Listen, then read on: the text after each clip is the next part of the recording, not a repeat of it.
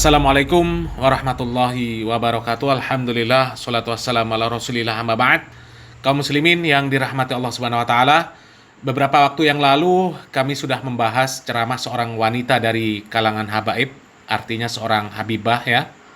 Dan di dalam ceramahnya ternyata juga menyampaikan perkara-perkara khurafat kaum muslimin. Silahkan lihat videonya kaum muslimin, sudah kami upload beberapa hari yang lalu. Di dalam ceramahnya diceritakan bahwa Nabi Muhammad SAW setiap sore datang ke Surabaya. Datang ke rumah seorang Habib yang rumahnya ada di sekitar daerah Ampel. Di sekitaran pemakaman Sunan Ampel sana. Karena Habib tersebut setiap sore itu membaca Maulid Simtud Duror. Itulah yang membuat Rasulullah SAW itu setiap sore datang ke rumah Habib tersebut di Surabaya.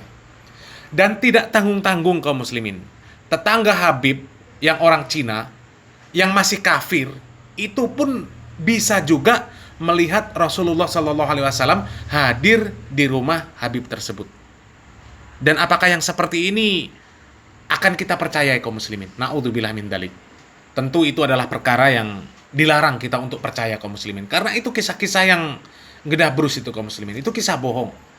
Dan kali ini ada lagi video wanita tersebut kaum muslimin dari Halimah Al-Idrus ya, namanya Halimah Al-Idrus, yang kali ini di dalam ceramahnya mengajarkan kepada jamaahnya apabila jamaahnya itu ada yang sedang sedih, sedang kecewa, sedang ada hajat, sedang takut, sedang apapun lah, apapun urusannya, apapun masalahnya, maka panggil saja Nabi Muhammad SAW. Ini kan parah kaum muslimin. Ketika kita ditimpa musibah, malah disuruh menyeru kepada makhluk, bukan menyeru kepada Sang Khalik. La ilaha illallah. Ini ajaran dari mana kaum muslimin? Coba kita simak videonya. Kamu kalau lagi ada apa-apa di rumahmu sana, lagi sedih, lagi kecewa, lagi ada hajat, lagi panik, lagi takut, anakmu sakit, suamimu sakit misalnya, atau lagi ada urusan apa aja, Nabi Muhammad aja, panggil Nabi Muhammad aja. Nabi Muhammad pendengarannya tajam lebih daripada siapapun, teman-teman.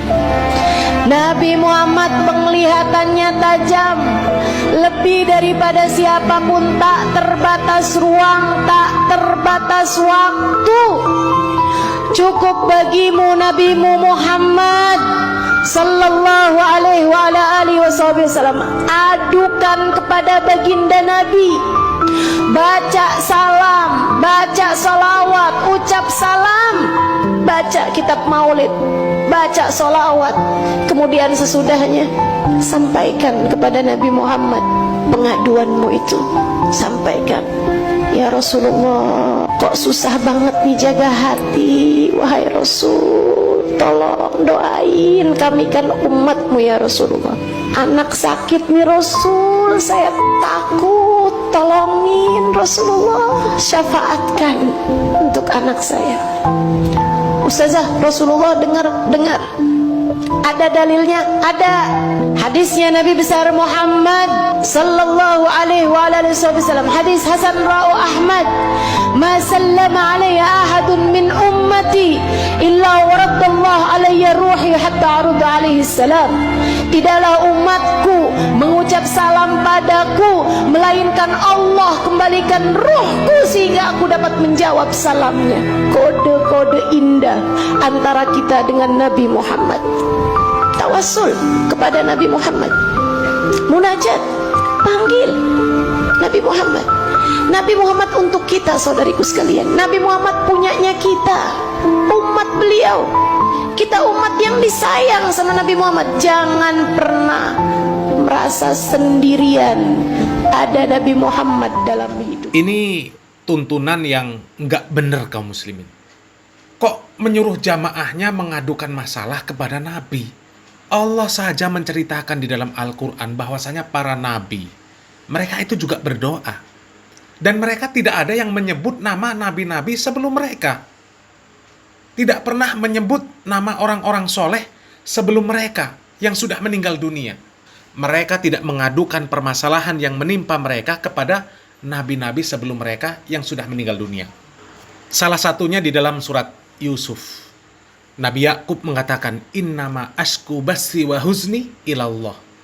Sesungguhnya hanya kepada Allah aku mengadukan kesusahanku dan kesedihanku. Dan di dalam Al-Quran itu banyak sekali doa-doa Nabi yang indah-indah lafaznya. Semuanya mereka itu langsung berdoa kepada Allah. Kalaupun mereka bertawasul, mereka tawasul dengan nama-nama Allah, sifat-sifat Allah. Karena memang Allah yang memerintahkan seperti itu. Allah mengatakan, walillahil asma'ul husna fada'uhu biha. Kemudian di ayat lain Allah Subhanahu wa taala mengatakan, wa idza sa'alaka 'ibadi 'anni fa inni qarib ujibu da'watad da'i idza da'an. Dan apabila hamba-hambaku bertanya kepadamu tentang aku, maka jawablah bahwasanya aku adalah dekat. Aku mengabulkan permohonan orang yang berdoa apabila dia memohon kepadaku. Dan Nabi pun memerintahkan kepada para sahabat, kepada kaum muslimin, wa idza sa'alta fas'alillah wa idza sta'anta fasta'in billah. Dan semua doa-doa yang diajarkan oleh Nabi, semua lafaznya itu langsung meminta kepada Allah, menyebut nama-nama dan sifat Allah. Tidak ada yang menyebut nama-nama orang soleh yang sudah meninggal dunia. Ya, meskipun para nabi sekalipun. Lihat doa kepada orang tua. Rabbighfirli wali walidayya warhamhuma kama rabbayani shaghira. Rabbana hablana min azwajina wa dzurriyyatina qurrata a'yun waj'alna lil muttaqina imama. Rabbi ij'al hadzal balada amina wajnubni wa baniya an na'budal asnam. Allahumma inni as'aluka ilman nafi'a wa rizqan thayyiba wa amalan mutaqabbala. Kenapa tidak meminta langsung kepada Allah, malah minta kepada Nabi? Sekalipun itu dinamakan tawasul. Lihat para sahabat pun setelah wafatnya Nabi Muhammad SAW, tidak ada mereka ini yang ketika berdoa bertawasul dengan nama Nabi Muhammad SAW. Ketika mereka terkena musibah, mereka meminta kepada orang soleh yang masih hidup supaya berdoa, supaya Allah Subhanahu wa taala mengabulkan hajat mereka. Mereka tidak ada yang menyebut-nyebut, wahai Nabi, kami sedang sulit. Wahai Nabi, kami sedang tertimpa musibah. Wahai Nabi, sampaikan doa kami kepada Allah. Wahai Nabi, sampaikan hajat kami kepada Allah. Apakah mereka tidak tahu keutamaan Nabi dibandingkan makhluk yang lain? Mereka paling tahu. Mereka paling faham akan Al-Quran, paling faham perkataan Nabi, paling faham syariat Islam. Dan siapa yang akan kita ikuti kalau bukan mereka? Dan syarat diterimanya Islam kita itu harus sama dengan Islamnya mereka. Ya. Dan janji Nabi, kita tidak akan tersesat selama berpegang teguh dengan apa yang mereka bawa, apa yang mereka amalkan, apa yang mereka ajarkan. Kita tidak akan tersesat dengan cara beragama mereka. Dan bertawasul itu boleh kaum muslimin. Boleh. Tapi bertawasul dengan sesuatu yang disyariatkan. Yang disyariatkan itu jelas. Lihat doa Nabi Muhammad SAW. Allahumma inni abduk, wabnu abdik, wabnu amatik, nasiyati biyadik, madin fiya hukmuk, adlum fiya qada'uk, as'aluka bikulli ismi huwalak, sammaita bihi nafsak. Wahai Allah, sesungguhnya aku adalah hambamu, anak hambamu, anak Nabi Adam, dan anak hamba perempuanmu, yaitu Hawa. Ubun-ubunku di tanganmu, keputusanmu berlaku padaku, ketetapanmu adil untukku. Aku mohon kepadamu dengan setiap nama-nama yang baik yang telah engkau gunakan untuk dirimu. As'aluka bikulli ismi huwalak sammaita bihi nafsak.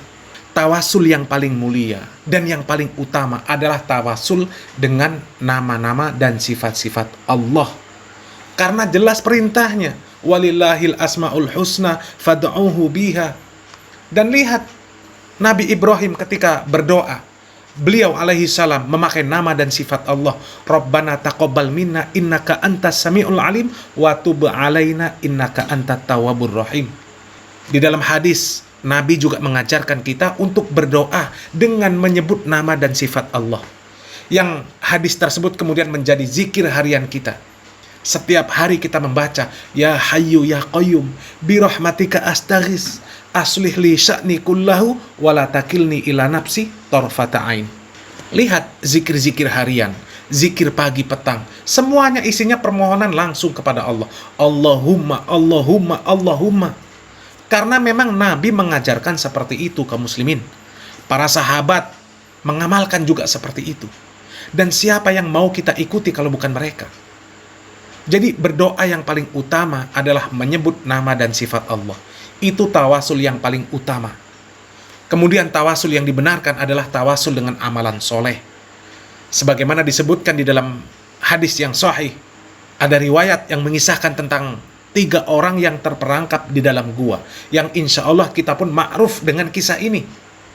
Kisah 3 orang yang terjebak di dalam goa, yang pintu goa tiba-tiba tertutup dengan batu yang besar.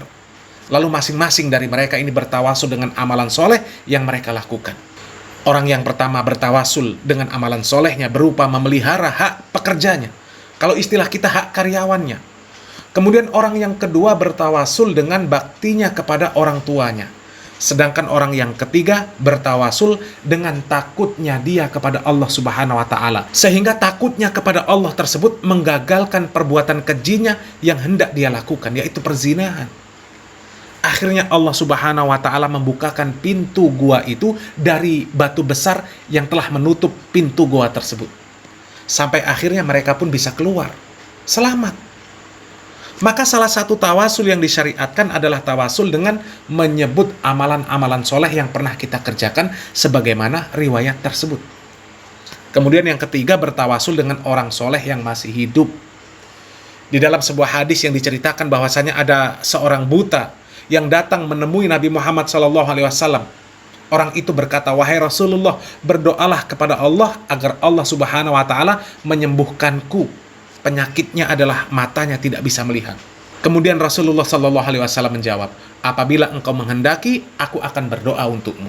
Dan apabila engkau menghendaki, bersabar itu lebih baik bagimu." Kemudian orang tersebut tetap meminta Rasulullah SAW untuk mendoakannya.